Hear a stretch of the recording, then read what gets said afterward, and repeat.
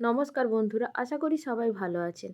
তো আজকে রেসিপি হলো ঘরোয়া পদ্ধতিতে তড়কা। তো আমি এখানে মুগ কড়াই নিয়ে নিয়েছি, তার সঙ্গে কিছুটা ছোলার ডাল নিয়ে নিয়েছি। বেশ ছোলার ডালটা দিলে খেতে ভালো লাগে।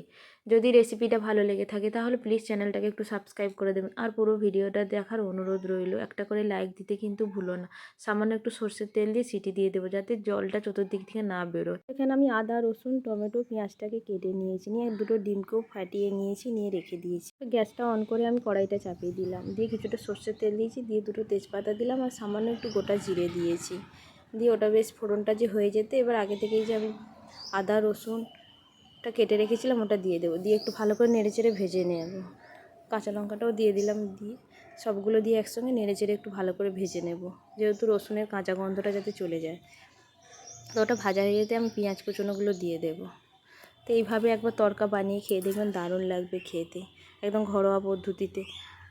মানে দোকানের যে পাঁচ মিশালি ডালটা দিয়ে তড়কাটা হয় সেটা তো নয়, শুধু এখানে মুগ কড়াই দিয়েই তড়কাটা বানিয়েছি আর কি। তো পেঁয়াজগুলো আমার ভাজা হয়ে গেছে, একটু সামান্য ক্যাপসিকাম কুচিয়ে রেখেছিলাম ওটাকেও দিয়ে দেবো। এই ক্যাপসিকামটাকেও ভালো করে একটু ভেজে নেব। তো আগে থেকে আমি দুটো ডিমকে ফাটিয়ে রেখেছিলাম, ওগুলো দিয়ে দেবো। তো ডিমটা তো তরকারি দিতে গেলে ঝুড়ো ভাজা করে দিতে হয়, তো আমি আলাদা করে আর ঝুড়ো ভাজা করিনি।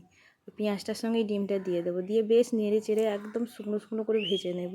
নাহলে ডিমের একটা কাঁচা ভাবের গন্ধ থাকে, সেটার জন্য একদম শুকনো করে ভেজে নিতে হবে, একদম নেড়ে চেড়ে। ডিমটা আমার ভাজা হয়ে গেছে, একটা টমেটোকে দিয়ে দেবো। টমেটোকে দিয়ে একদম ওর সঙ্গে মিশিয়ে নেব ভালো করে আর কি। তো টমেটোটাকে দিয়েও কিছুক্ষণ বেশ নেড়ে চেড়ে ওটা মিশিয়ে নিলাম, নিয়ে 1 চামচ হলুদ গুঁড়ো দিয়েছি। তো তরকারিতে এমনি বাটা মশলা কিছুই লাগে না, তো অনেকে দেয়, আমি দিইনি। হলুদটা দিয়েও ভেজে নিয়ে একটু, এবার আমি আগে থেকেই যে তরকার ডালটা সেদ্ধ করে রেখেছিলাম ওটাকে দিয়ে দেবো।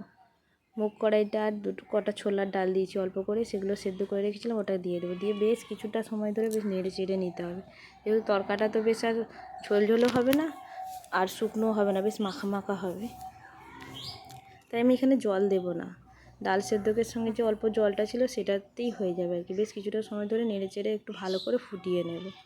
তো এখানে আমি একটু তড়কা মশলা দিয়ে দিলাম, বেশ খেতে ভালো লাগে তড়কা মশলাটা দিলে, আর গন্ধটাও ভালো ছাড়ে।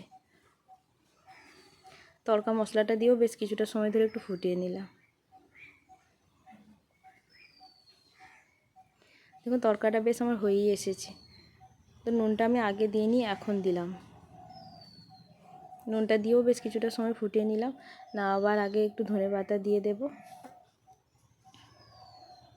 ধনেপাতা দিলে বেশ খেতে ভালো লাগে, টেস্ট লাগে দারুণ সুন্দর। দিয়েও বেশ কিছুটা সময় ফুটিয়ে নিয়েছি, নিয়ে নামাবার আগে একটু মেথি পাতা দিয়ে দেব। মেথি পাতার বেশ গন্ধটা ভালো ছাড়ে। এই সামান্য অল্প মেথি পাতা দিয়ে দিলাম, দিয়ে দেখুন নেড়ে চেড়ে রান্নাটা আমার হয়ে গেছে। কিন্তু এটা খেতে ভালো লাগে, রুটি লুচি পরোটার সঙ্গে কিন্তু দারুণ লাগে খেতে। যদি তরকার রেসিপিটা ভালো লেগে থাকে তাহলে একটা কমেন্ট করবেন। আবার চলে আসবো কোনো নতুন রেসিপি নিয়ে। টাটা বন্ধুরা।